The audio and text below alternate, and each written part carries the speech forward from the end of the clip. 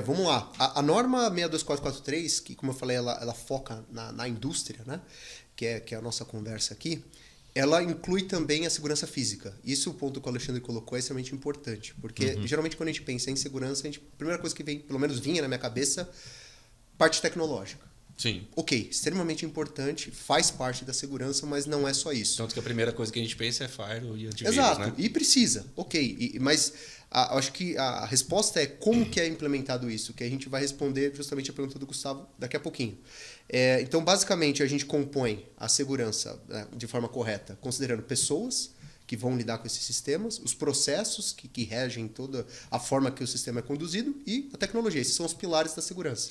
Então, já tem que começar considerando esses 3 pilares. Dentro da parte de segurança cibernética, como eu falei também, a norma aponta a norma segurança física também, né? O safety. Então, tanto a parte de processo quanto acessos físicos, tudo isso bem pontuado pelo Alexandre, extremamente importante, e a norma cobre porque se você pode ter uma riqueza tecnológica extremamente avançada, mas você tem a facilidade do acesso físico, você pode facilmente desabilitar. Jeito, né? Então, respondendo a pergunta do Gustavo, hoje é justamente esse grande desafio, né, que a indústria possui. E não é uma surpresa apenas para o Brasil ou um desafio apenas do Brasil. Como mencionaram hoje, né, eu tenho responsabilidade hoje pelas Américas, então oportunidade de conversar com isso com os americanos, canadenses, América Latina como um todo.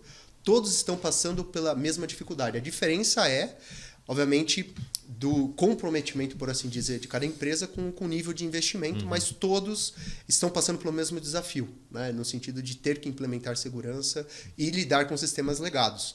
Basicamente, duas respostas aí para a gente seguir para as outras perguntas e o nosso bate-papo. A primeira, para você, antes de você, né, tomar a decisão de como que você vai fazer essa proteção de sistemas legados, é necessário você fazer uma análise de risco. Isso é a base, inclusive, trazido por norma. Você entender o que é crítico para você. E crítico pode ser em sistemas de produção, pode ser em segurança para a sociedade, dependendo se estamos falando de uma planta nuclear, por exemplo, né?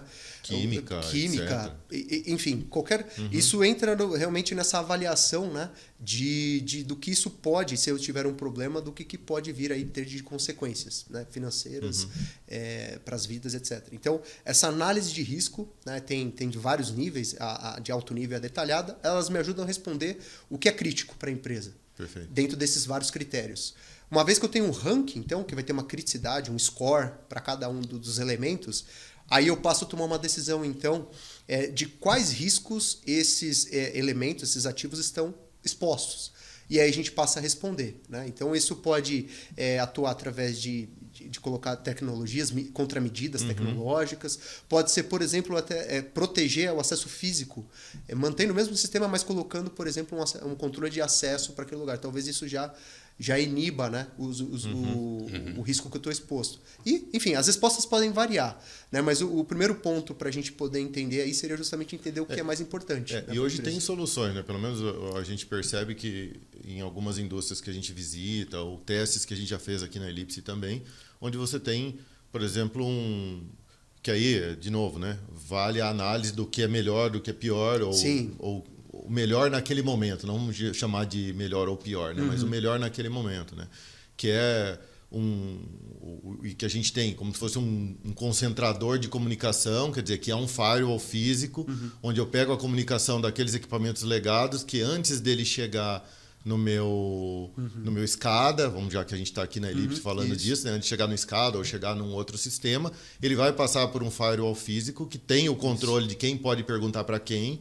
e aí, quer dizer, fisicamente, vamos dizer, ou tecnologicamente, eu consigo evitar que alguém vá lá e acesse aquele equipamento de fora daquela rede. Exato. Mas continua tendo aquela que você já falou, né? O acesso físico se eu for lá espetar um cabo de rede naquele equipamento ou numa porta serial, sim, como é que eu resolvo isso? Aí é um pouco do que o Alexandre disse, né? Eu tenho associar as duas coisas e fazer essa matriz de risco que você falou, exato, né? Até onde eu vou e o que é mais caro para mim. Não estamos falando de dinheiro, né? Mas o que importa mais. O que custa, exatamente. E aí, né, voltando para a pergunta do Gustavo, né? Uma vez que você então saiba o que é importante, você começa a analisar os cenários, né? Porque eu posso ter um equipamento legado que o score dele, enfim, a gente não inclui aí o investimento, não se paga. Então, a gente aceita o risco que ele está, porque perante a nossa análise, Entendi. aquilo está dentro do que a empresa pode aceitar como risco, né? Isso, refletindo em custos. Perfeito. Porque sempre a gente faz uma análise, quanto me custa para arrumar Claro. e quanto me custa se eu tiver um problema. Vale Essa a é pena, a né? resposta. Exato. Então, é justamente aqui, né? Custo ou investimento. Quanto que isso me custa. Uhum.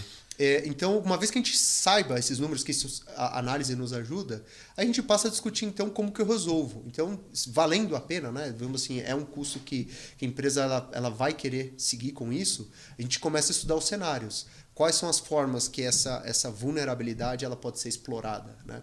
E aí, eu posso adotar medidas tecnológicas, como um firewall, por exemplo, filtrando, medidas físicas, mudando o processo.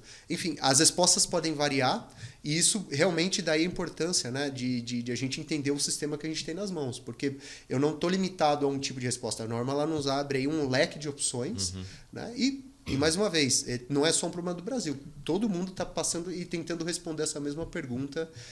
Aqueles que têm adotado a norma, ela acaba ajudando, né, nesse sentido de